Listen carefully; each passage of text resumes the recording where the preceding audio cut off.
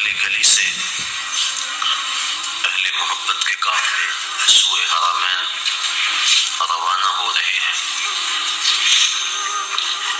اللہ تعالیٰ جل شانہ نے قرآن مجید فرقان حمید میں ارشاد فرمایا کہ لوگوں پر اللہ کے لیے بیت اللہ کا حج لازم ہے جو کوئی راستے کی استطاعت رکھے۔ حج لغت میں قصد کو کہتے ہیں۔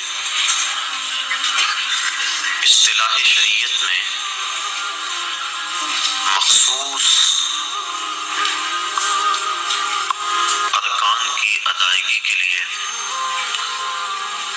حرمین کے سفر کی جو نیت کی جاتی ہے اور وہاں حاضری کے لیے بندہ پہنچتا ہے اس کو حج کہتے ہیں۔ حضور نبی رحمت شفیع معظم رسول محتشم صلی اللہ علیہ وآلہ وسلم نے ارشاد فرمایا جب انسان حج کرتا ہے تو وہ ایسے گناہوں سے پاک ہو جاتا ہے جس طرح ابھی ماں کے پیٹ سے اس نے جنم لیا۔ ماں قبل کے تمام گناہوں کا حج کفارہ ہے، اور اگر کوئی استطاعت رکھنے کے باوجود حج نہیں کرتا تو حدیث میں سخت وعیدیں موجود ہیں۔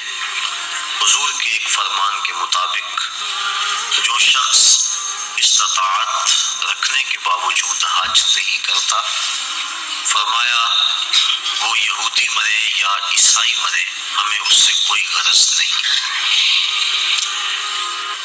اور ایک حدیث کے لفظ ہیں کہ حج میری امت کے ضعیف لوگوں کا جہاد ہے۔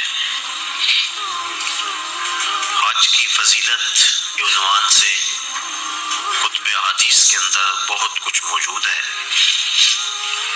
صاحب استطاعت پر زندگی میں ایک مرتبہ حج کرنا فرض ہے۔ 5 سال کے بعد جو حج کی تاکید کتب حدیث میں موجود ہے تو علماء نے اس کو استحباب پر محمول کیا ہے کہ جو غنی ہے صاحب استطاعت ہے اس کو چاہیے کہ 5 سال کے بعد وہ حج کرے، لیکن فرض زندگی میں صرف ایک مرتبہ ہے۔ ایک مرتبہ واجب ہوا، اس نے ادا کر لیا تو وجوب اتر گیا، لیکن ویسے اس کے لیے مستحب یہ ہے کہ وہ ہر 5 سال کے بعد کر لے اگر وہ استطاعت رکھتا ہے، چونکہ حج کرنے سے اللہ تعالیٰ غنا عطا فرماتا ہے۔ جب بندہ حج کرے اللہ اسے غنی کر دیتا ہے، اس کے رزق میں بھی برکت فرماتا ہے، اس کے دین میں بھی برکت فرماتا ہے۔ ایک حدیث کے لفظ ہیں، حضور نے ارشاد فرمایا کہ حج کرو غنی ہو جاؤ گے، سفر کرو صحت پاؤ گے۔ تو حج سے غنا ملتا ہے اور سفر سے صحت ملتی ہے۔ زندگی میں ایک مرتبہ حج کی فرضیت پر دلیل وہ معروف روایت ہے جو آپ نے متعدد مرتبہ علماء سے سماعت کی ہوئی ہوگی کہ حضور نے ارشاد فرمایا لوگوں حج کے لیے آیا کرو۔ تو ایک شخص نے عرض کی حضور ہر سال آیا کریں؟ آقا کریم خاموش رہے، کوئی جواب نہیں دیا۔ اس نے پھر پوچھا حضور ہر سال آیا کریں؟ ہر سال حج فرض ہے؟ حضور خاموش رہے، جواب مرحمت نہیں کیا۔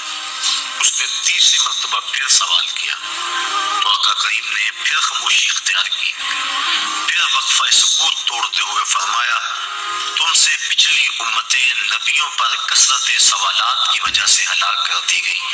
لو قلت نعم لوجبت، اگر میری زبان سے ہاں نکل جاتی تو واجب ہی ہو جاتا۔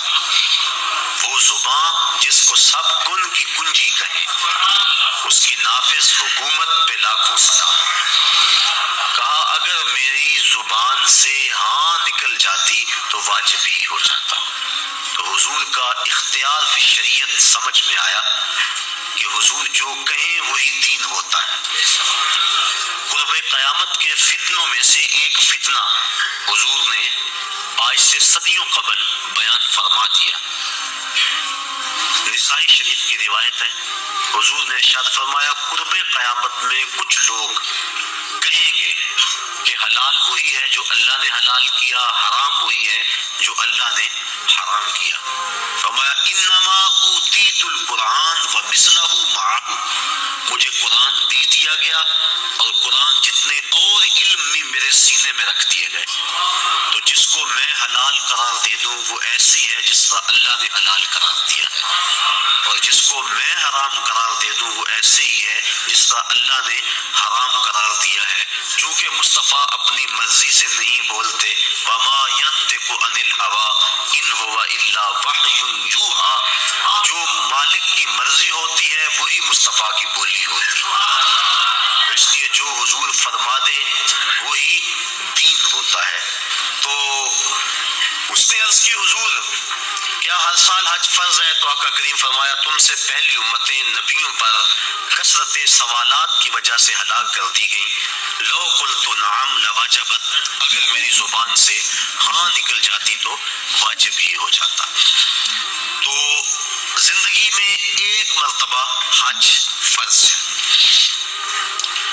حضور نے حج کی فضیلت کے بارے میں بہت کچھ ارشاد فرمایا، اور ایک روایت کے لفظ ہیں کہ ایک حج ایسا ہے جس سے 3 آدمیوں کی مغفرت ہو جاتی ہے، اور وہ حج بدل ہے۔ کوئی اپنے والدین کی طرف سے، اپنے کسی عزیز کی طرف سے کسی کو حج کروائے تو ایک جس نے حج کیا اس کی بخشش ہو گئی، ایک جس نے حج کروایا اس کی بخشش ہو گئی، ایک جس کی طرف سے حج کیا گیا اس کی بخشش ہو گئی۔ تو یہ حج ایسا ہے، ایک حج سے 3 آدمیوں کی مغفرت فرما دی جاتی ہے۔ حج کا مقصد کیا ہے؟ حج کیوں کیا جاتا ہے؟ اس پر کچھ باتیں میں آج کی نشست میں آپ کے گوش گزار کرنا چاہوں گا۔ حج کا بنیادی مقصد اور ہر نیک عمل کا بنیادی مقصد رضا الہی کا حصول ہے۔ انسان جو بھی نیک عمل کرتا ہے، ہر نیک عمل کا مقصد اللہ کی رضا کو حاصل کرنا ہے۔ قرآن مجید میں ارشاد فرمایا گیا کہ تمہاری قربانی کا گوشت اور خون اللہ کو نہیں پہنچتا، بلکہ تمہارے دل کا وہ تقوی اللہ کو پہنچتا ہے جس کے لیے تم نے قربانی کی ہے۔ گوشت خود کھا لیتے ہو، خون گلیوں میں بہہ جاتا ہے، کھالیں مدارس میں چلی جاتی ہیں، مختلف تنظیمات لے جاتی ہیں، تو اللہ کو کیا پہنچا؟ تو کہا تمہارے دل کا وہ تقوی ہے جو خلوص و الہیت ہے، اللہ کی رضا جوئی کا جو جذبہ ہے وہ جذبہ اللہ کو پہنچتا ہے۔ تو ہر نیک عمل کی بنیاد اللہ کی رضا ہے، اور اگر اللہ کی رضا کے لیے کوئی عمل نہ کیا گیا تو وہ عمل نہیں ہے، نیک عمل نہیں ہے، اور صرف ریاکاری کو شرک اصغر کہا گیا ہے، ورنہ انسان جو نیکیاں کرتا ہے، اچھے کام کرتا ہے، کسی کو شرک نہیں کہا گیا، ریاکاری کو شرک اصغر کہا گیا۔ جب اللہ کے علاوہ بندہ کسی اور کے لیے نیک عمل کرتا ہے تو وہ نیک عمل نہیں ہوتے، اس کو شرک اصغر کہا گیا۔ اور قیامت کے دن اللہ تعالیٰ جل شانہ ارشاد فرمائے گا کہ جن کے لیے تم نے یہ عمل کیے تھے ان سے اس کا اجر لے لو، میرے لیے تو تم نے کیے نہیں تھے، جن کے لیے کیے تھے ان سے ان کا اجر لو۔ تو اب کوئی وہاں اجر دینے کی صلاحیت بھلا کیسے رکھتا ہوگا؟ تو جب بھی انسان نیک عمل کرے تو بنیادی فلسفہ یہ ہونا چاہیے کہ میں اللہ کی رضا کے لیے کر رہا ہوں، اور انما الاعمال بالنیات، یہاں بھی یہی مراد ہے کہ اعمال کا دار و مدار حسن نیت پر ہے، خلوص پر ہے۔ تو حج کا بھی باقی اعمال کی طرح پہلا بنیادی مقصد اللہ کی رضا کو حاصل کرنا ہے۔ حج کا دوسرا مقصد، حج مسلمانوں کا عالمی اجتماع ہے۔ اسلام نے ایک نظام دیا، محلے کی سطح پہ مسلمانوں کا اجتماع نماز با جماعت، علاقے کی سطح پہ مسلمانوں کا اجتماع جمعۃ المبارک ہے، شہر کی سطح پر مسلمانوں کا اجتماع عیدین ہے، اور عالمی اجتماع حج ہے۔ یہ ترتیب ہے اسلامی نظم کی اور اسلامی اجتماعیت کی۔ حج مسلمانوں کا عالمی اجتماع ہے اور عرفات کی حاضری حج کے بنیادی اراکین میں سے ایک رکن ہے کہ چاہے چند لمحوں کے لیے عرفات میں آپ جائیں تو پھر حج ہوگا، اگر عرفات کی حاضری نہ ہو سکی تو حج ادا نہیں ہوگا۔ تو عرفات کے اندر یوم حج کو خطبہ دیا جاتا ہے جس کا سننا مسنون ہے۔ تو خطبہ حج کے اندر مسلمانوں کے عالمی اجتماع کو امام حج امیر حج کا منصب ہے کہ جو مسائل درپیش ہیں ان مسائل کی روشنی کے اندر ان کی رہنمائی کریں۔ حضور نبی رحمت صلی اللہ علیہ وآلہ وسلم کا خطبہ حج ہمارے سامنے ہے۔ اس وقت جو حالت ہے مسلمانوں کی وہ کسی سے مخفی نہیں، اور حج کے موقع پہ چاہیے تو یہ کہ امیر حج پورا سال محنت کرے، اپنی ٹیمیں مختلف علاقوں میں بھیج کر تجزیہ کرے کہ مسلمان اس وقت پوری دنیا سے پیچھے کیوں رہ گئے ہیں، اور جو سازشیں کرنے والے اہل اسلام کو ہر وقت ظلم و جبر کی چکی میں پیس رہے ہیں تو ان سے چھٹکارا کیوں کر ممکن ہے۔ تو وہ پوری دنیا کے آئے ہوئے نمائندوں کو پورے سال کا لائحہ عمل دے کہ تم نے اپنے اپنے علاقوں میں جا کے یہ کرنا ہے اور اس پیغام کو آگے لوگوں تک پہنچانا ہے۔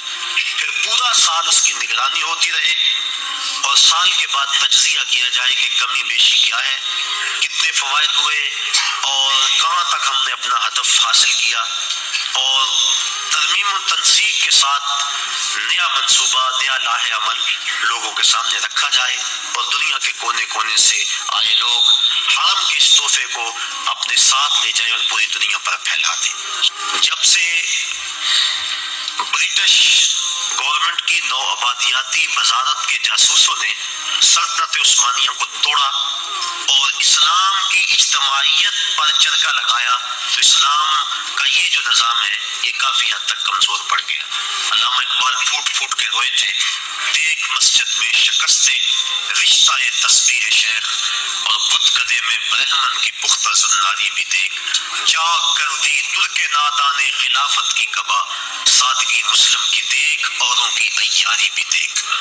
یہ ایک الگ ٹکڑا ہے، الگ کہانی ہے کہ مسٹر ہیمفر کس طرح یہاں داخل ہوا اور کس طرح سلطنت عثمانیہ کو توڑنے کے لیے اس نے کن کن لوگوں کو خریدا، کیا کیا ہوا اور پیچھے کون کون سے جبہ و دستار والے لوگ تھے، اور پھر خلافت کی رہی صحیح جو ساکھ موجود تھی وہ ساکھ بھی ختم کر دی گئی۔ ورنہ یہ حال اس وقت جو امہ کا ہو رہا ہے، اگر سلطنت عثمانیہ موجود ہوتی تو جو بھی حالت تھی کم از کم یہ حالت اس وقت امہ کی نہ ہوتی۔ تو یہ باقاعدہ منصوبہ بندی کے ساتھ ایسا کیا گیا اور اس وقت ہم پوری دنیا میں 56 ملکوں میں اور مختلف گروہوں، زبانوں، نسلوں، فرقوں میں بٹے ہوئے ہیں اور ہماری طاقت یکجا نہیں ہو پا رہی، اور اتنی کثرت کے باوجود ہمیں ویٹو کا حق بھی حاصل نہیں، اور دنیا میں جس قار مسلط میں ہم گرے ہیں العیاذ باللہ اسی کشتی کو ہے خوف تلاطم صد ہے منہ موڑ دیے تھے جس نے بڑھتے ہوئے طوفانوں کے۔ ہم تو 313 ہو کے جبر کی آنکھوں میں آنکھیں ڈال کے بات کرتے تھے اور آپ 1 ارب سے متجاوز، لیکن ہماری جو حالت ہے وہ کسی سے بھی مخفی نہیں۔ کابل میں، کندھار میں، تقریب میں، موصل میں، بغداد میں، القدس میں، کشمیر میں، آذربائیجان میں، بوسینیا میں، کسووا میں، جہاں بھی دیکھے مسلمانوں کا ہی خون بکھرا ہوا ہے، اور گوانٹا ناموبے کی جیلوں کے اندر اس سردی کے اندر ان مظلوموں کے ساتھ جو ظلم ہو رہا ہے وہ ناقابل بیان ہے کہ لہجہ پھٹتا ہے، دل زخمی ہوتا ہے۔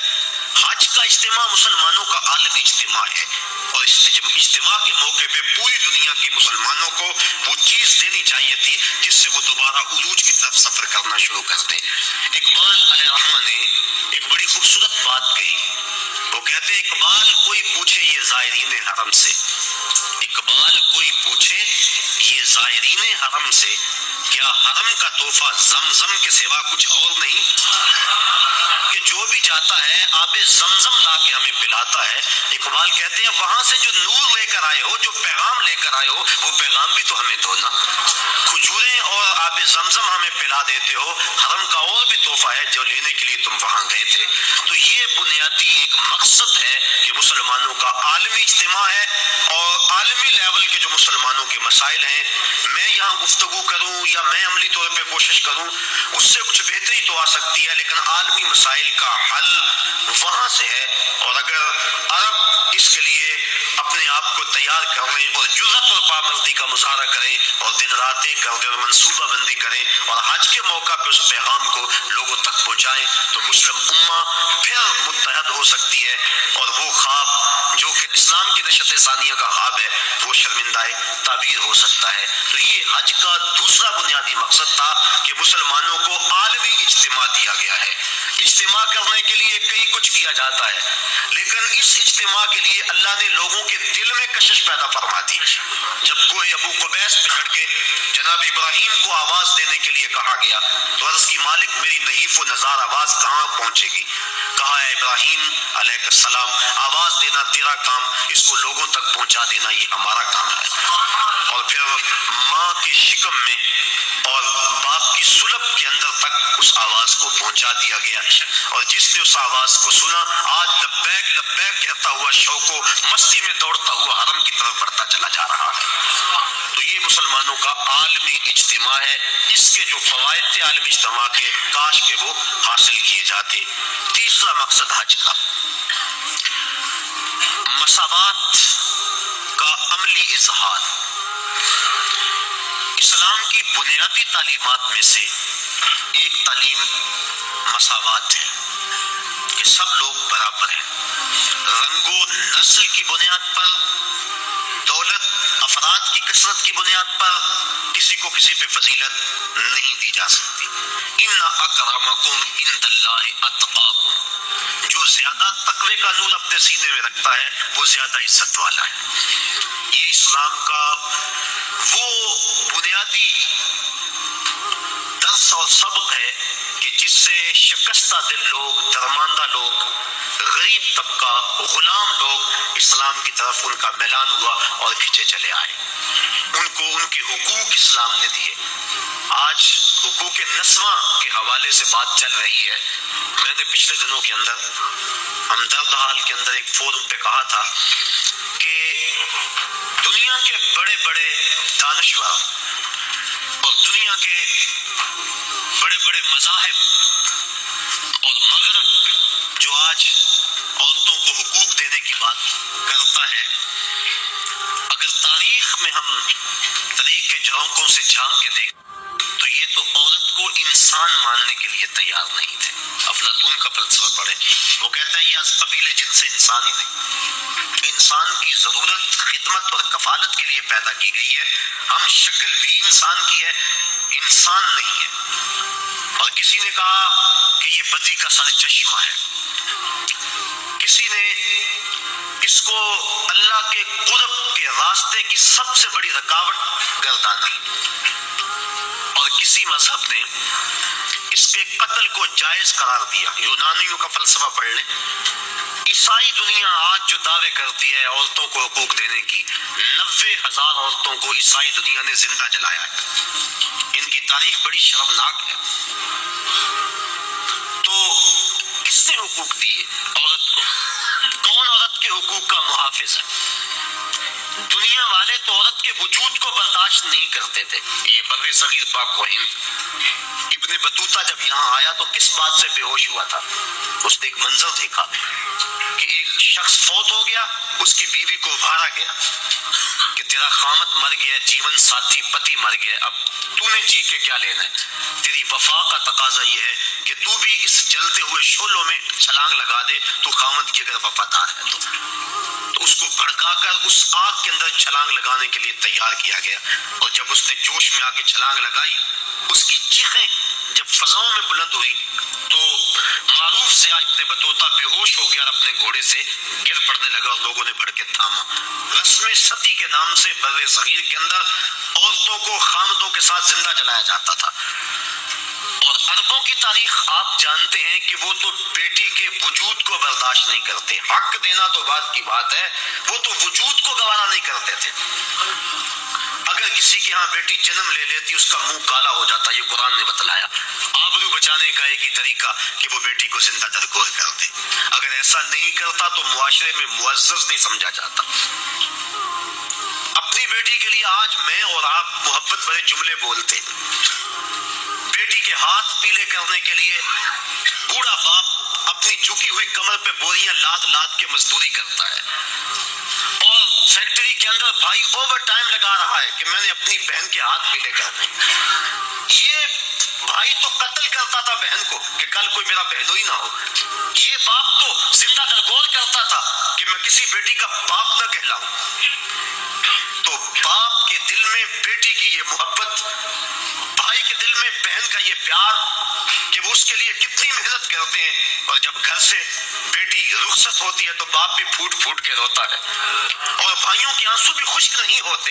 ये तो कातिल थे बेटियों के और बहनों के लिए। इनके दिल में ये गदाज और नरमी और मोहब्बत किसने डाली?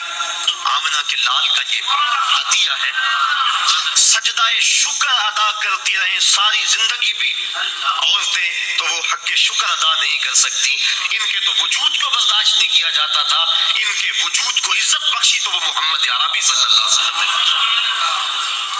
आज औरतें पगड़े डाल रही हैं कि हमारे हुकूक का तहफ़्फ़ुज़ किया गया, और अगर उसकी आबरू भी लुटती है बिल जबर तो मुकदमा भी दर्ज नहीं होता, पहले सेशन जज के पास उसे जाना होगा, इस्तिगासा पेश करना होगा। पेचीदगियां हैं, कानूनी मामलात हैं। ये तो आंखें खुलेंगी उस वक्त जब इनके साथ जो है वो अमली सलूक हुआ। तो आज ये पंगड़े और आज ये खुशियां कि हमें तहफ़्फ़ुज़ दे दिया गया, ये औरतों के तहफ़्फ़ुज़ का बिल नहीं है, औरतों की तज़लील का बिल है। औरतों को तहफ़्फ़ुज़ इस्लाम ने दिया है। जिस माँ को तरके में बांटते थे उसके कदमों में जन्नत डाल दी, कहा तेरी जन्नत इस माँ के कदमों तले। और ये शर्तें लगाई कि माँ कारिया कुरान है या हाफ़िज़ कुरान है या राबिया बसरी है वक्त की तेरी माँ, तो फिर उसके कदमों तले जन्नत है। उपले थापती हुई माँ के कदमों तले भी बेटे की जन्नत रख दी गई। बहन को इज्जत की मस्तन पे बैठा दिया गया, बेटी को बाप के लिए दिल की धड़कन बना दिया गया, आंखों का नूर और चैन बना दिया गया, घर की जीनत बना दी गई। और बीवी जिसको पांव का जूता ख्याल किया जाता था उसको महबूबा बना के खामद के लिए मोहब्बतों के गोशे उसके सीने के अंदर रखे गए।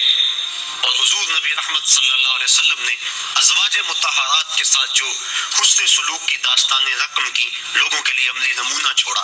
किसी को हुमैरा कह के पुकार रहे हैं, किसी की फौतगी के बाद जानवर ज़बा करके उनकी सहेलियों के घर में गोश्त भेज रहे हैं ताकि उनकी रूह को आसूदगी हो। हजरत फातिमा तो ज़रा फरमाती हैं कि जब मेरी वालिदा का वक्त आखिर आया तो हुजूर की खिदमत में मेरी माँ ने मुझे भेजा कि जाओ हुजूर से कहो कि मुझे अपनी चादर रहमत दे दे। मैं हाजिर हुई, अर्ज़ की। हुजूर ने कहा कि बेटा अपनी माँ से पूछो ना चादर क्या करनी है। मैं पूछने आई तो हुजूर भी पीछे आ गए। तो हजरत खदीजतुल कुबरा रज़ियल्लाहु ताला अन्हा आपने अर्ज़ की हुजूर मैं इसलिए चादर मांगी है कि मुझे महसूस हो रहा है मेरा वक्त आखिर आ गया। मेरी आरज़ू ये है कि इस चादर में मुझे कफन दिया जाए। अब सुनिए हुजूर के लफ्ज़, औरतों के हुकूक की बात करने वाले इस बुलंदी पे सोच भी नहीं सकते। जब हुजूर की ज़ौजाए मोहतरमा ने चादर मांगी तो आका करीम की आंखों से आंसू छलकने लगे और फिर फरमाया, ऐ खदीजा तूने तो चादर मांगी है, लो अरते जिल्दी ला आते तो के, अगर तू मेरी जिल्द भी मांग लेती मैं वो भी पेश कर देता। ये इस्लाम के दिए हुए हक है। अल्लाह अकबर। तो बात कर रहा था कि इस्लाम ने कमजोर तबकों को उनके हक दिए हैं। ये एक अलग मजमून है कि गुलामों को उनके हक दिए, गरीबों को हक दिए, युतमा को हक दिए, ये अलग मजमून है। ये चूंकि करंट इशू है इस वक्त, इस पर मैंने थोड़ी सी बात आपके सामने रखी। तो इस्लाम ने कमजोरों को, गरीबों को, بنیادی حق دیا کہ سب انسان برابر ہے، تقوی کی بنیاد پہ فضیلت ہے۔ جب فاران کی چوٹیوں سے نور اسلام چمکا اور گھر گھر اس کے اجالے ہوئے تو عرب کا سب سے کالے رنگ کا شخص جس کا نام تھا اسود وہ حضور کی خدمت میں حاضر ہوا۔ کوئی شخص اس کو رنگت کی سیاہی کی وجہ سے قریب بٹھانے کے لیے تیار نہیں تھا۔ اس نے آ کے حضور کی خدمت میں عرض کی، حضور اگر میں اسلام لے آؤں تو مجھے کیا ملے گا؟ حضور نے فرمایا جو ابو بکر و عمر کو ملا ہے وہی تمہیں ملے گا، جو حقوق و فرائض ان کے ہیں وہی حقوق و فرائض تیرے ہوں گے۔ جس صف میں وہ کھڑے ہوتے ہیں اسی صف میں تو کھڑا ہوگا، اور اگر تو پہلے آ جائے اور وہ بعد میں آئے تو اگلی صف میں کھڑا ہوگا، وہ پچھلی صف میں کھڑے ہوں گے۔ اس نے کہا اگر اسلام یہ ہے تو میں تو پھر دل و جان سے اس دین کو قبول کرتا ہوں۔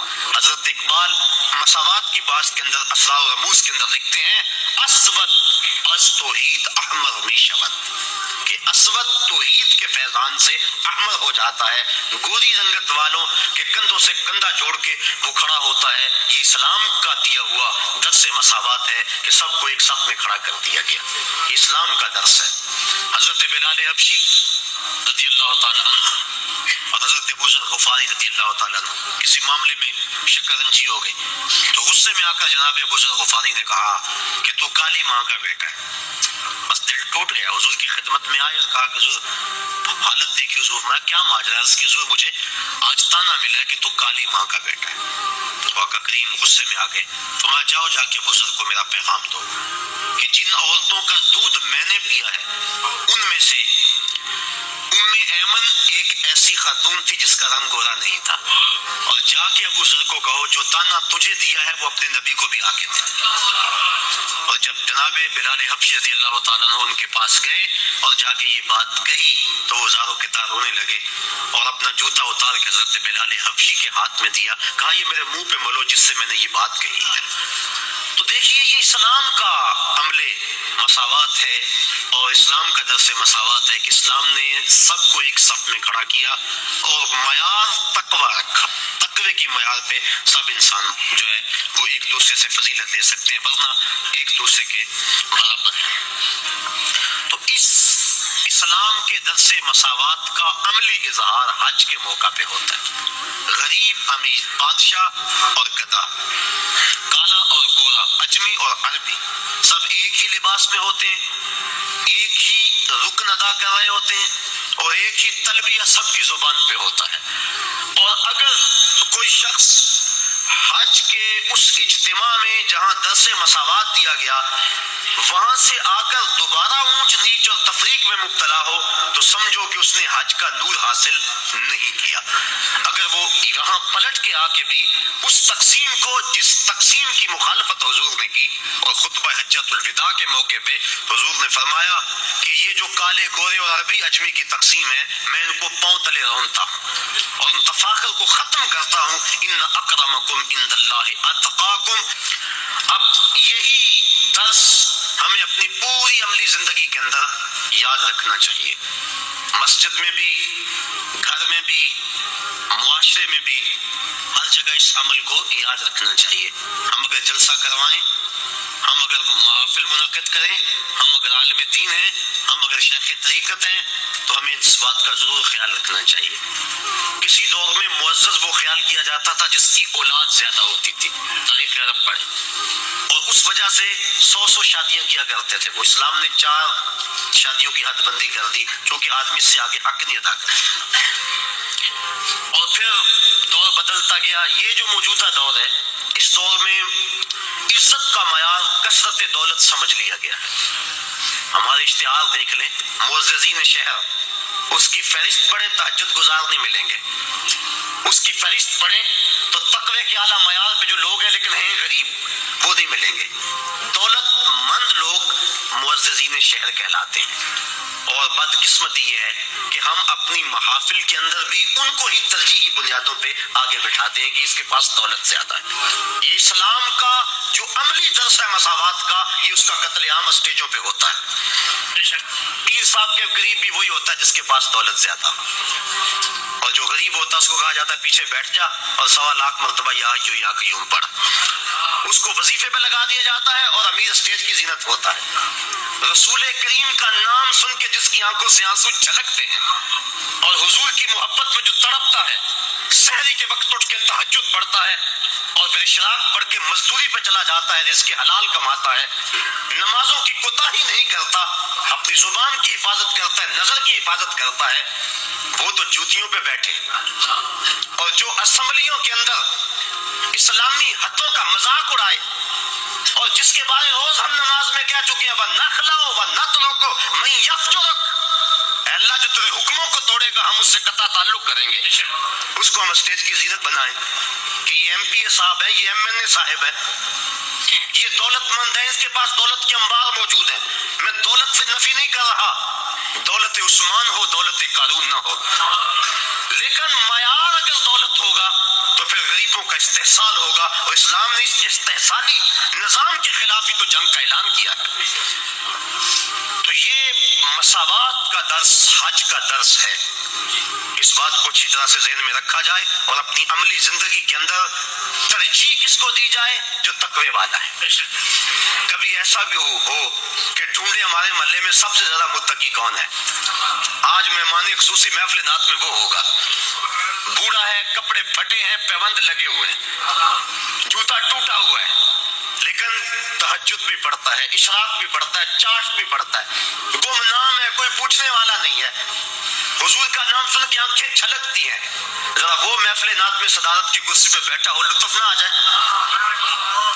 لیکن بدقسمتی ہے، اور میں بات کہہ دیتا ہوں، اپنے بھی خفا مجھ سے ہیں، بیگانے بھی ناخوش، کہ میں زہر حلاحل کو کبھی کہہ نہ سکا کند، بات وہی کہتا ہوں سمجھتا ہوں جسے حق، نئے ابلہ مسجد ہوں نئے تہذیب کا فرزند۔ کبھی ایسا بھی ہوتا ہے کہ آج جو محفل نعت میں مہمان خصوصی ہے، کل وہ شراب خانے میں تھا، اور ہم اس کے لیے نہ کیا کیا زمین و آسمان کے کلابے ملا دیتے ہیں، خدا را یہ ظلم اللہ کے گھر میں نہ کریں، محافل نعت میں یہ ظلم نہ کریں، آستانوں پہ یہ ظلم نہ کریں، تقوی کو بنیاد بنائیں اور تقوی کو معیار ٹھہرائیں۔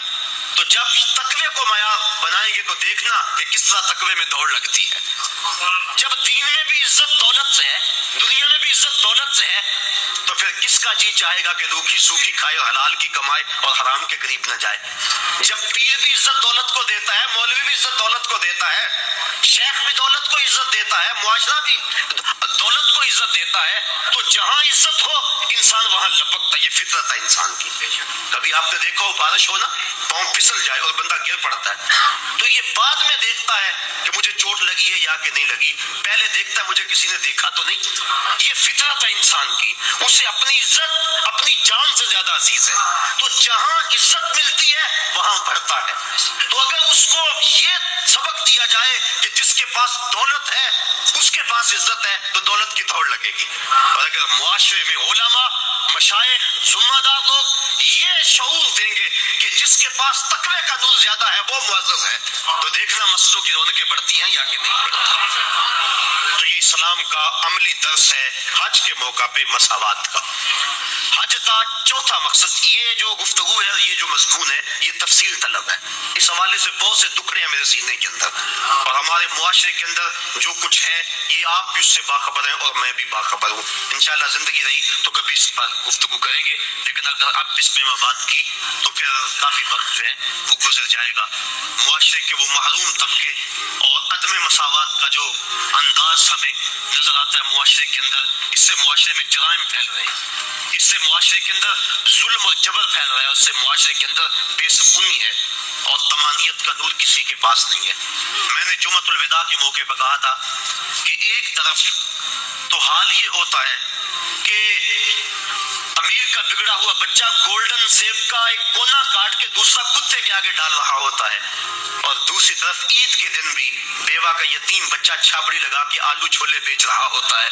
تو جس معاشرے میں یہ تقسیم ہو اس معاشرے میں روشنی کیسے آ سکتی ہے، اس معاشرے میں نور کیسے آ سکتا ہے؟ میرے آقا تو یتیم کو سینے سے لگاتے ہیں، اس کو نیا لباس بھی دیتے ہیں، عزت بھی دیتے ہیں، اور ساتھ یہ بھی کہتے ہیں بیٹا کیا تو پسند نہیں کرتا کہ محمد تیرا باپ لگے اور عائشہ تیری ماں لگے اور فاطمہ تیری باجی لگے؟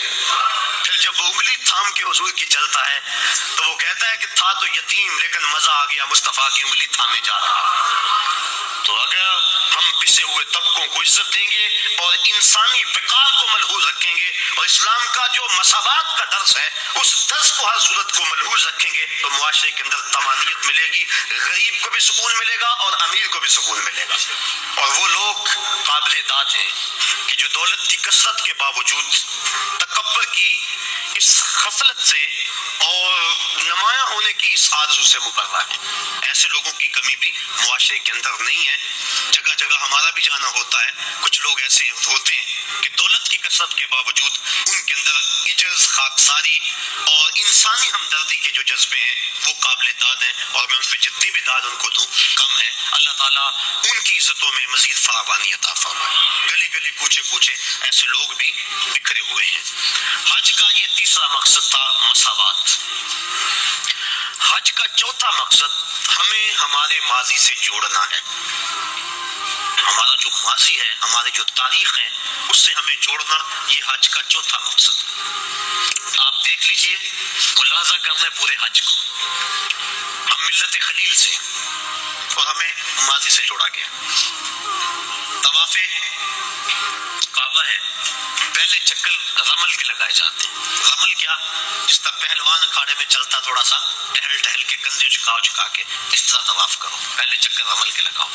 اللہ کا گھر اور اکڑ کے چلے، لیکن تاریخ ڈھونڈی تو یوں ماجرا سامنے آیا کہ فتح مکہ کے دن کافر چھتوں پہ تھے، مسلمان شب و روز ہجرت مدینہ کے بعد جنگوں کی محنت، دین کے لیے تگ و تاز اور جد و جہد میں مصروفیت کی وجہ سے سخت کمزور تھے۔ کافروں نے کہا دیکھو مکے میں تھے تو آسودہ تھے، یہاں سے چلے گئے نا تو دیکھو کیا حال ہو گیا۔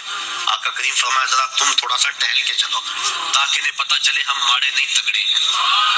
ان کو دکھلانے کے لیے اس انداز کے ساتھ پہلے چکر رمل کے لگوائے اللہ کے گھر کے سامنے۔ اب کفار چھتوں پہ موجود نہیں ہوتے، علت ختم ہو گئی۔ جب علت ختم ہوئی تو معلول بھی ختم ہونا چاہیے تھا، لیکن علت ختم ہوئی معلول ختم نہیں ہوا، چکر اسی طرح لگائے جاتے ہیں۔ گو کافر نہیں دیکھ رہے، یار کی سنت کو تو ادا کرنا ہے۔ تو یہ ماضی سے ہمیں جوڑا جا رہا ہے، ہمارا ذہن پلٹ کے ادھر چلا جاتا ہے اور فتح مکہ کا منظر آنکھوں کے سامنے گھوم جاتا ہے اور اسلام کی شان و شوکت سمجھ میں آتی۔ اب طواف کر لیں تو حجر اسود کو چومنا ہے۔ حجر اسود ایک پتھر ہے سیاہ رنگت کا، اور اس کو بڑھ بڑھ کے چوما جاتا ہے۔ انسان اپنی اکلوتی اولاد کے لیے اتنی کشش نہیں پاتا اپنے دل میں جتنی اس پتھر کے لیے پاتا ہے۔ تو کیا کشش ہے اس پتھر میں؟ حضرت عمر فاروق طواف کرتے کرتے رک گئے اور کہا اے حجر اسود، میں تجھے کبھی نہ چومتا اگر میرے رسول نے نہ چوما ہوتا۔ اب حجر اسود کے بعد آئے مقام ابراہیم پہ، آ کے 2 نفل پڑے، اللہ تعالیٰ نے اس کو کہا کہ اس کو مصلی بنا لو، کیوں کہ اس پتھر پہ میرے خلیل علیہ السلام کے قدم لگے۔ میرے گھر کا طواف کر لیا، لیکن اگر محبت کی ریت سمجھتے ہو اتنی دیر تک طواف نہیں مانوں گا جتنی دیر تک تمہاری پیشانی وہاں نہ آئے جہاں میرے یار کے قدم آئے۔ اس کو مصلی بنا لو، قریب نماز پڑھو، سید میں نماز پڑھ لو، قریب نماز پڑھ لو، اس کے آس پاس جہاں تمہیں جگہ ملتی ہے نماز پڑھ لو۔ یہاں نماز پڑھو گے اللہ تمہاری نماز قبول کرے گا، حج بھی قبول کر لے گا۔ ذرا غور کیجئے، اسلام نے تو پتھروں سے دور نہیں ہٹایا، پتھروں سے ہٹایا ہے، پتھر توڑے گئے، لیکن حجر اسود بھی پتھر، مقام ابراہیم بھی پتھر، ان پتھروں کے نیڑے کیا جا رہا ہے۔ پتھروں سے دور کیا، ان پتھروں کے قریب کیا جا رہا ہے۔ کہا یہ وہ پتھر ہیں جس پہ کسی کے قدم لگے ہیں، کسی کے لب لگے ہیں، اس لیے ان پتھروں کے قریب کیا جا رہا ہے۔ اب آگے آئیے، چاہے زمزم پہ چشمہ پھوٹ رہا ہے، پانی کھڑے ہو کے پیئیں، جو دعا مانگے پوری ہوگی، جس نیت سے پیئیں پوری ہوگی۔ دنیا کے اوپر جتنے بھی چشمے جاری ہیں، وہ کشمیر میں ہوں یا دنیا کے کسی اور خطے میں، وہ چشموں کو جاری کرنے والا کون ہے؟ اور چاہے زمزم کو جاری کرنے والا کون؟ سب چشموں کا خالق اور جاری کرنے والا اللہ۔ تو اس چشمے کو بھی اللہ نے جاری کیا، باقی دنیا کے چشموں کو بھی اللہ نے ہی جاری کیا، لیکن اس چشمے کا پانی کھڑے ہو کے پیئے، اس کا پروٹوکول ہے، اعزاز ہے۔ باقی چشمے بھی اللہ کے جاری کردہ، اس میں کیا خصوصیت ہے؟ اس لیے کہ اس چشمے نے اللہ کے نبی کے قدموں کے بوسے لیے ہیں، حضرت خلیل کے فرزند ارجمن حضرت اسماعیل کے بوسے لیے، ان کے قدموں کے بوسے لیے۔ اور جس نیت سے پیو، علماء کہتے ہیں اس نیت کو اللہ پورا فرما دیتا ہے۔ سین حرم میں بڑا ہجوم تھا، ایک بہت بڑے محدث آئے ہوئے تھے، لوگ ان کی زیارت میں بڑھتے تھے، رش بڑا تھا، جو مسافہ کرتا دھکا لگتا آگے چلا جاتا، پھر دوسرا آدمی آ جاتا۔ ایک آدمی نے دیکھا، اس کا جی چاہا کہ میں ان بزرگوں کے پاس چند لمحوں کے لیے بیٹھوں، چونکہ اللہ والوں کی صحبت بہت بڑی دولت ہے، اگر مل جائے تو غنیمت سمجھنا چاہیے۔ تو وہ چاہے زمزم پہ آئے، آب زمزم پیا، اور پھر ان بزرگوں کے پاس جا کے کہنے لگے ایک مسئلہ پوچھنے آیا ہوں۔ انہوں نے کہا پوچھو۔ کہا سنا ہے آب زمزم جس نیت سے پیو وہ نیت پوری ہو جاتی ہے، تو کیا یہ ٹھیک ہے؟ وہ محدث جن کے پاس ایک لمحہ بھی نہیں تھا، لوگ لائن میں آتے اور آگے جاتے، کہنے ہاں بالکل ٹھیک ہے۔ کہا پھر میں ابھی آب زمزم پی کے آیا ہوں اور اس نیت سے پی کر آیا ہوں کہ آپ سے اللہ کے رسول کی 100 حدیثیں سنوں گا، یہ ہے میری نیت، اور ابھی میں پی کے آیا۔ تو وہ فرمانے لگے بیٹھ جا، پھر باقی کام بعد میں ہوں گے، پہلے 100 حدیثیں سن لیں۔ تو آب زمزم جس نیت سے پیا جائے وہ نیت پوری ہوتی ہے۔ کیا اعزاز ہے اس میں کہ اس نے اللہ کے نبی حضرت اسماعیل علیہ السلام کے قدم چومے۔ آگے آج صفا مروہ پہ میں یہ عرض کرنا چاہ رہا ہوں، آج کا مقصد ہے ہمیں ماضی سے جوڑا جا رہا۔ صفا مروہ نصف میل کی دوڑ ہے اور 7 چکر میں 3.5 میل بن جاتے ہیں۔ آج تھکا ہوا ہوتا ہے لیکن اس کو یہاں حکم ہے دوڑنے کا، اور وہاں عجیب مستی میں لوگ دوڑ رہے ہیں، بچے بھی، بوڑھے بھی، جوان بھی، مرد و زن، جن سے دوڑا نہیں جاتا وہ ریڑیوں کے اندر ان کو ڈالا ہوا ہے، ان کو کھینچا جا رہا ہے، وہ بھی دوڑ رہے ہیں۔ میلین اخضرین کے اندر تو جو ہے وہ عجیب سما ہوتا ہے، سروں کا سمندر نظر آتا ہے۔ دوڑنا بھی کوئی عبادت ہے، دوڑے جا رہے ہیں۔ مقصد کیا؟ حضرت حاجرہ تو اس لیے دوڑی تھی کہ ان کو بیٹے کے لیے پانی چاہیے تھا، حاجی کی بغل میں پانی کی بوتل ہوتی ہے، اور وہ تو اس لیے دوڑی تھی کہ بیٹے کے لیے پانی کی تلاش تھی، اور یہاں حاجی کے ساتھ بیٹا بھی دوڑ رہا ہوتا ہے، ماں بیٹا باپ بیٹا کٹھے دوڑ رہے ہیں، پانی کی بوتل بغل میں ہے لیکن دوڑ رہے ہیں۔ تو کیا یہ پانی کے لیے دوڑ رہے ہیں؟ نہیں۔ بیٹے کے لیے دوڑ رہے ہیں؟ نہیں، یہ تو محبوب کی ادا کو ادا کر رہے ہیں۔ اور حضرت حاجرہ نے اس وادی غیر ذی زرع کے اندر جس طرح جرأت و استقامت کا ثبوت فراہم کیا، آپ نے علماء سے سنا، تفصیل کا وقت نہیں، کہ جب جناب خلیل علیہ السلام سیدہ حاجرہ کو چھوڑ کے واپس پلٹنے لگے تو یہ سحر کا وقت تھا، تو حضرت حاجرہ بھر کے ان کا دامن تھام لیا، تمسکت بأذیالہ، دامن تھام کے پوچھنے لگی اس تنہائی اور غربت میں چھوڑ کے کہاں جا رہے ہو؟ وہاں انسانی وجود کیا حیوانی وجود بھی نہیں تھا۔ مورخ اسلام فی جلندری اس جگہ کا نقشہ کھینچتے ہوئے لکھتا ہے وہ وادی جس میں وحشت بھی قدم رکھتی تھی ڈر ڈر کے، جہاں پھرتے تھے آوارہ تھپیڑے باد سر سر کے، جہاں پر گھاس اگتی ہے جہاں نہ پھول کھلتے ہیں، مگر وہ سرزمین ہے آسماں بھی جھک کے ملتے ہیں۔ مہے پہاڑوں میں دل کو ڈر لگے، عورت ذات اور معصوم بچہ گود میں، نہ پینے کے لیے کچھ ہے نہ کھانے کے لیے کچھ، نہ کوئی ہمسائیگی، عورت کا وجود۔ حضرت حاجرہ کو حضرت ابراہیم علیہ السلام جب چھوڑ کے جانے لگے دامن تھام لیا، کہ اس تنہائی اور غربت میں چھوڑ کے کہاں جا رہے ہو؟ کوئی جواب نہ دیا۔ پھر قدم اٹھایا تو آگے بڑھی پاک تینت خاتون نے، پھر دامن پکڑا، کہا اس تنہائی میں چھوڑ کے ہمیں کہاں جا رہے ہو؟ لیکن جناب ابراہیم علیہ السلام کی آنکھوں میں آنسو تو ہیں لیکن جواب کوئی نہیں دیا۔ پھر قدم اٹھایا اور پھر دامن کو پکڑ کے کہا اس غربت و تنہائی میں چھوڑ کے ہمیں کہاں جا رہے ہو؟ میرا نونہال جو میری امیدوں کا چراغ ہے یہ ضائع نہ ہو جائے کہیں، اور یہاں پانی بھی نہیں ہے، اور میں عورت ذات، کہاں چھوڑ کے ہمیں جا رہے؟ حضرت خلیل علیہ السلام نے پھر جواب نہ دیا، تو حضرت حاجرہ نے بات کو بھانپ لیا اور کہا کیا اللہ کا یہ حکم ہے؟ قال نعم، کہا ہاں، کہا پھر آپ جائیے، آپ خیر سے جائیے، اگر اس کا یہ حکم ہے تو وہ ہمیں ضائع نہیں ہونے دے گا۔ پھر ان پتھروں میں اللہ کی بندی حضرت حاجرہ رکی، جہاں دل کو ڈر لگتا ہے، جہاں مردوں کے کلیجے اور پتے پانی پانی ہو جائیں، وہاں وہ خاتون رکی، عورت کا وجود، معصوم بچہ گود میں، تنہائی، غربت، کھانے کے لیے کچھ نہیں، پینے کے لیے کچھ نہیں، انسانی وجود کوئی نہیں، ہمسائیگی کوئی نہیں، حشرات الارض بھی نہیں پائے جاتے، زمین پہ گھاس بھی نہیں اگی ہوئی، اور رات کا لمحہ حضرت خلیل چھوڑ کے کے جا رہے ہیں، کہا جائیے آپ خیر سے جائیے، اگر اس کے حکم پہ چھوڑ کے جا رہے ہیں تو وہ ہمیں ضائع نہیں ہونے دے گا۔ اللہ اکبر۔ اللہ کی بندی حضرت ہاجرہ سلام اللہ علیہا نے جرأت اور عزیمت کی جو داستان رقم کی، اور پھر بیٹے کے لیے بےتابانہ دوڑ رہی ہیں، کبھی صفا پہ کبھی مروہ پہ، اللہ کے حکم کے لیے یہاں رکی، کہا میری بندی میرے حکم کے لیے تو نے حد کر دی۔ ایک عورت سے یہ تصور کہ وہ اس تنہائی اور غربت میں رہے، اور پھر اس اعتماد اور یقین سے خامد کو کہ آنکھ کے گوشے کو بھیگنے بھی نہ دے، کہ یہ اللہ کا حکم ہے تو اگر آنکھ کا گوشہ بھیگ گیا تو کہیں یہ نافرمانی نہ ہو جائے، یہ تیری استقامت، یہ تیری جرأت، تو پھر دیکھ اگر تو نے یہ 7 چکر لگائے تھے، تیری راہوں پہ نبیوں کو بھی دوڑاؤں گا، تیری راہوں پہ ولیوں کو بھی دوڑاؤں گا، قیامت تک لوگ دوڑتے رہیں گے۔ وہ اعزاز اور وہ پروٹوکول دیا، نبی بھی دوڑ رہے ہیں، ولی بھی دوڑ رہے ہیں، غوث قطب ابدال بھی دوڑ رہے ہیں، ان راہوں پہ کیا کون کون نہیں دوڑا، خود امام الانبیاء ان راہوں پہ دوڑے ہیں۔ کہا دن کو جائیں دوڑ لگی ہوئی ہے، رات کو جائیں دوڑ لگی ہوئی ہے، پچھلے پہر جائیں دوڑ لگی ہوئی ہے، سمندر ہے، برستی بارش میں دیکھیں دوڑ لگی ہے، کڑکتی دھوپ میں دیکھیں دوڑ لگی ہے۔ اب تو وہاں بڑا کچھ بن گیا، جب کچھ نہیں تھا پھر بھی دوڑ لگی تھی، کبھی وہ سائی موقوف نہیں ہوئی، لوگ دوڑے جا رہے ہیں دوڑے جا رہے ہیں، چاہیے کیا، کچھ بھی نہیں چاہیے، پانی چاہیے نہیں، بیٹا چاہیے نہیں، دوڑ لگی ہوئی ہے۔ کہا میری بندی تو نے حد کر دی، اب تک تیرے نام کے پھریرے لہراتے رہے۔ اللہ اکبر۔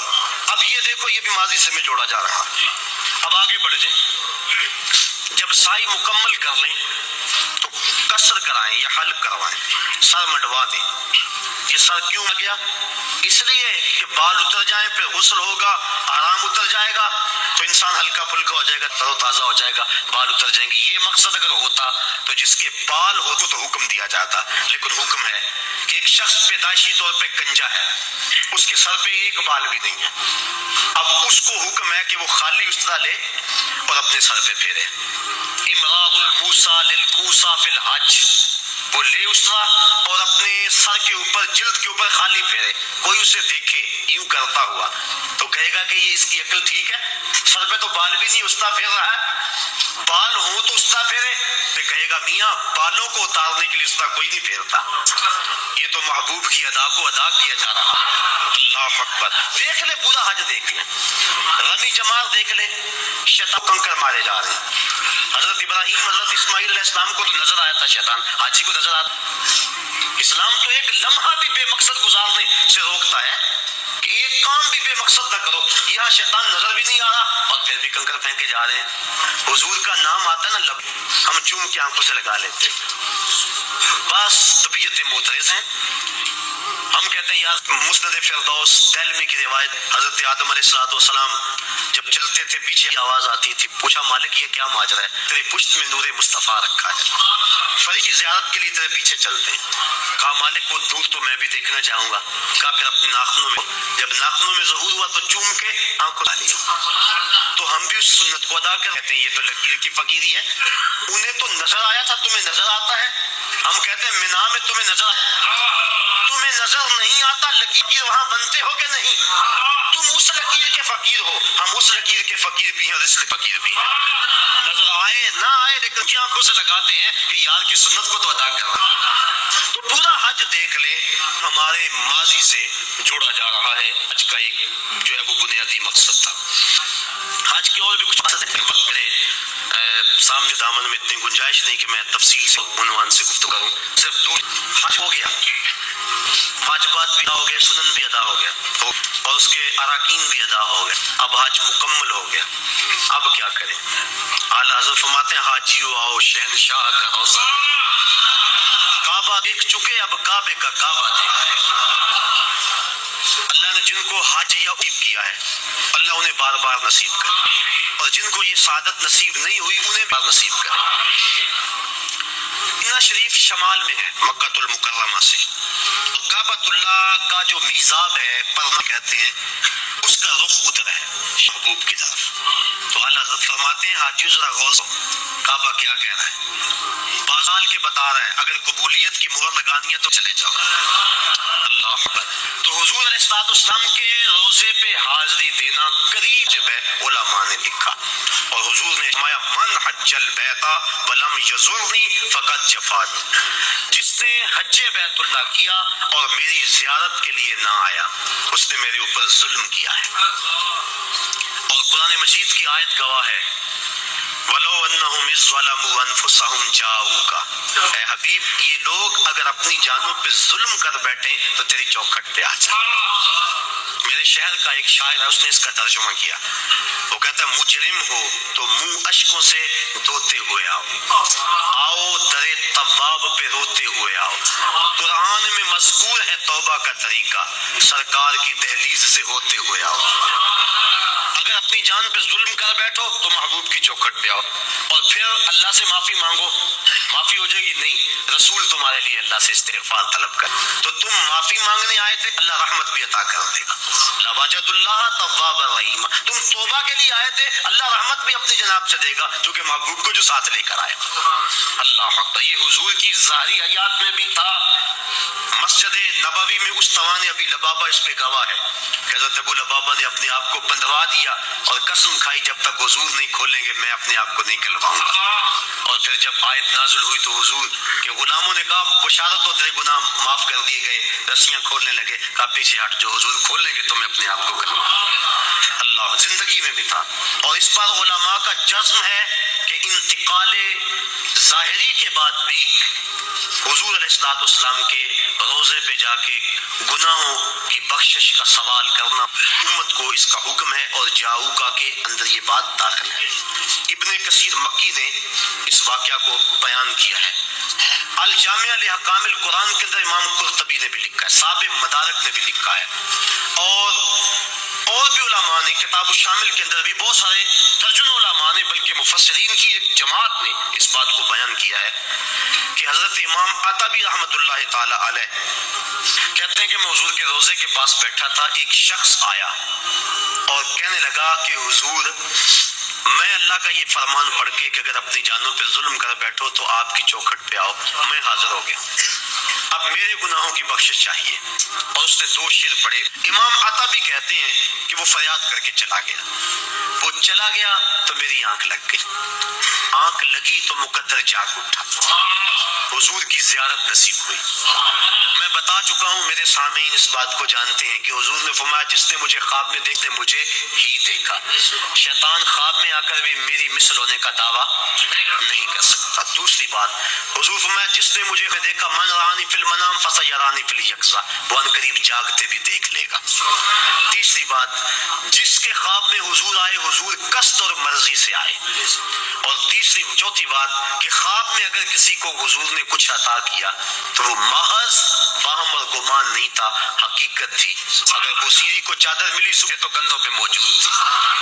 شاہ ولی اللہ محدث دہلوی فرماتے ہیں، اور یہ تمام مکاتب فکر کے نزدیک معتبر ہیں، فرماتے ہیں کہ خواب میں میرے والد شاہ عبد الرحیم رحمۃ اللہ تعالی علیہ کو حضور نے اپنے 2 بال عطا کیے، جب صبح اٹھے تو سرانے پہ موجود تھے، اور وہ ان لوگوں کو کروایا کرتے تھے، اور آپ فرماتے ہیں کہ جب اس صندوق کو ہم لے کے چلتے تھے جس میں وہ بال تھے تو بدری کیا کرتی تھی، تو حضور نے خواب میں کو کچھ عطا کیا تو وہ حقیقت میں عطا کیا، جو فرمایا وہ حق فرمایا۔ اور سمین فی مبشرات النبی الامین کے نام مارکیٹ کے اندر کتاب یاد ہے جو شاہ ولی اللہ محدث دہلوی نے اپنے والد سے منقول روایات لگے ہیں جو خواب میں انہوں نے حضور سے سنی تھی اور ان کو انہوں نے قرار دیا ہے۔